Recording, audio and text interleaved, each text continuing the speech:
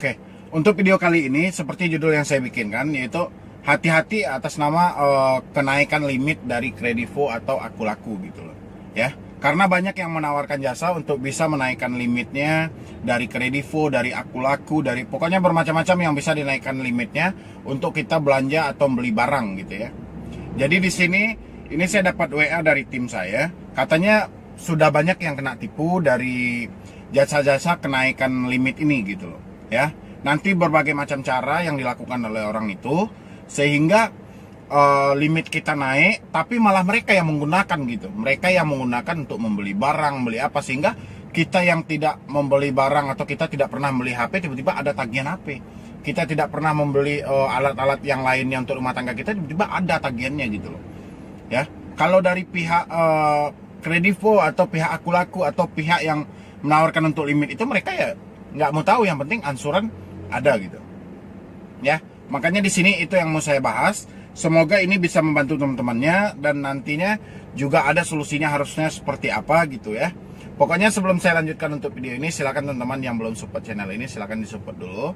Semoga channel ini makin berkembang lagi dan pastinya bisa bermanfaat lagi. Yang Anda lihat di sini ya, silakan Anda lihat ini seperti ini. Saya bacakan, saya dapat WA dari tim saya bahwa ada yang curhat ke mereka gini. Mohon maaf, saya ingin konsultasi terkait pinjaman saya Kredivo. Ya, ini berarti dia minjam di Kredivo. Pinjaman itu berupa barang, bukannya dana tunai. Nah, berarti ini berupa barang, bukan dari dana tunai. Jadi, untuk kronologisnya seperti ini. Ketika itu ada yang menawarkan jasa naikkan limit ke saya. Saya pun tergiur. Pada saat itu, saya tidak kenal dengan orang yang menaikkan limit tersebut. Saya mendapatkan lewat FB. Ketika itu prosesnya by WA. Jadi dia jumpa orang ini yang bisa membantu dia ini melalui Facebook, dan mereka prosesnya langsung ke WA. Nah, pada saat proses menaikkan limit, si orang tersebut meminta segala jenis data-data pribadi saya yang bersifat rahasia ke saya. Berarti untuk menaikkan ini, orang ini meminta data pribadi ya. Jadi data yang diminta itu termasuk kode OTP ya. Berarti kode dari Oke, jadi dia meminta sekalian dengan kode OTP. Kode OTP ini artinya apa? On time password. Ya, ini terdiri dari angka dan huruf. Biasanya itu dikirimkan untuk verifikasi ke nomor HP kita gitu loh. Untuk nanti maksudnya dari kode OTP itu Anda bisa nanti cek Google aja gitu, biar penjelasannya lebih detail ya. Dan setelah itu orang ini berkata gini, entah kenapa pada saat itu saya dengan polosnya memberikan. Akhirnya setelah proses selesai, tiba-tiba muncul tagihan order berupa HP di akun Kredivo saya dengan ansuran selama 12 bulan. Saya pun kaget kenapa ada orderan tersebut. Saya tanya ke orang itu, katanya cuma orderan kosong belaka. Berarti setelah dia memberikan kode OTP dia yang berupa password tadi, dia pun bingung, tiba-tiba ada ansuran berupa kredit HP dan cicilannya selama 12 bulan di Kredivo gitu loh. Jadi giliran dia konfirmasi, orang yang mengaku bisa menaikkan limit tadi ini mengaku itu cuma orderan kosong aja. Oke, kita lanjut ya. Saya merasa ragu dan akhirnya saya telepon CS Kredivo untuk menceritakan kejadian yang sebenarnya. Ternyata benar, orderan itu asli dan saya baru sadar kalau saya itu tertipu. Dan pihak Kredivo pun memberitahu karena itu kelalaian nasabah, maka secara otomatis wajib membayarnya sampai lunas. Oke, jadi di sini karena dia rasanya dia udah curiga nih, kok kenapa bisa ada orderan, sementara dikonfirmasi itu cuman orderan kosong, dan akhirnya dia memutuskan untuk menghubungi pihak Kredivo dan ternyata itu tagihan itu benar, dan pihak Kredivo tetap tidak mau tahu, harus berjalan sampai lunas ya. Oke, kita lanjut, nanti kita berikan gimana tipnya, semoga aja tipnya itu bisa membantu. Kita lanjut bacanya dulu ya. Yang jadi pertanyaan saya, apakah ada solusi untuk hal tersebut? Nah, itu dia tanyakan. Apa memang saya harus membayarnya sampai lunas untuk orderan yang bukan real orderan saya? Ya, di sini pertanyaannya gitu loh. Tapi kalau misalnya kita bertanya seperti ini, yang bukan real orderan kita, tapi datangnya orderan itu kan dari akun kita gitu loh. Ya, nanti kita penjelasannya alamat yang dikirim itu kemana baru nampak nanti. Karena kalau saya tidak bayar, saya ditelepon terus oleh pihak Kredivo. Bahkan saya sampai didatangi oleh DC-nya karena saya telat membayar ansuran tersebut. Mohon untuk solusinya dan terima kasih. Ya. Maaf, satu lagi mau tanya, untuk fintech Kredivo itu apakah legal atau ilegal? Kredivo ini kan sudah legal. Dan saat ini dia bisa untuk order barang ataupun apa karena dia menggandeng yang namanya Tokopedia. Ya. Ini sebetulnya seperti ini. Ini kan udah jelas ini bahwa kita, ini kan kecerobohan kita, di satu sisi kan kecerobohan kita, tapi di sisi lain mungkin saya juga nggak tahu ya, entah apa tujuan Anda supaya Anda berkeinginan untuk menaikkan limit ini. Yang jelas tujuan Anda udah pasti untuk ngutang kembali gitu loh. Ya. Kalau saya sangat menyayangkan ini kejadian seperti ini. Karena apa? Karena dari keegoisan Anda pengen menguasai uang yang lebih untuk Anda belanjakan, dan Anda tidak peduli uang itu mau dari mana, dan akhirnya Anda kena tipu di sini atas dasar kecerobohan Anda sendiri. Dan di sini pihak Kredivo mau Anda konfirmasi seperti apapun, mereka juga nggak mau tahu. Yang jelas orderan ini itu Anda yang punya. Kalau ukurannya ketika Anda berada di situasi yang seperti ini, Anda harus cepat konfirmasi minimal 2 kali 24 jam. Ya, berarti 2 hari paling lama Anda harus konfirmasi ini. Jangan Anda tunggu sampai seminggu, jangan Anda tunggu sampai sebulan. Ini efeknya jadinya kan. Dan saya sarankan lagi untuk teman-teman semuanya, jangan pernah berpikir untuk menaikkan limit itu. Selagi Anda masih berpikir untuk kenaikan limit supaya Anda bisa belanja lebih besar lagi, berarti dalam diri Anda masih ada niat untuk menghutang lagi. Ya. Dan di sini ini kebetulan terjadi sama teman kita di sini. Ya, ini nampak kan setannya berapa panjangnya itu, nanti di sebelah ini, di video ini Anda bisa lihat itu. Ya, yang pada dasarnya ini kalau udah seperti ini mau kita konfirmasi kayak manapun ke pihak Kredivo, itu real.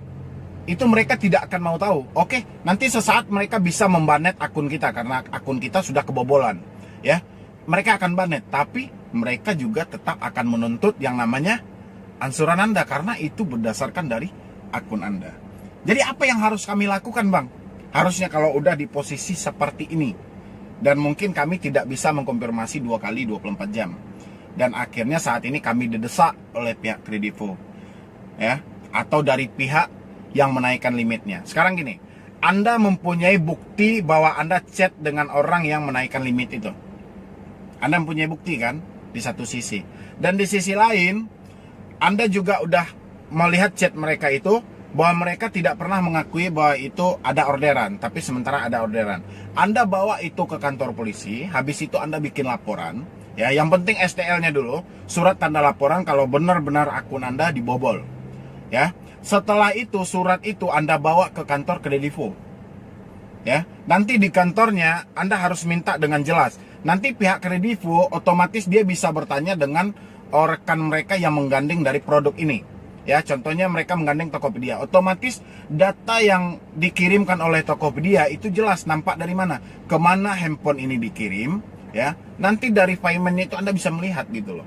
Ya, dari riwayat pengiriman mereka itu Anda bisa melihat itu, kemana handphone ini dikirim. Nanti berdasarkan laporan polisi ini, nanti Anda jelaskan bahwa saat ini Anda telah menjadi korban penipuan.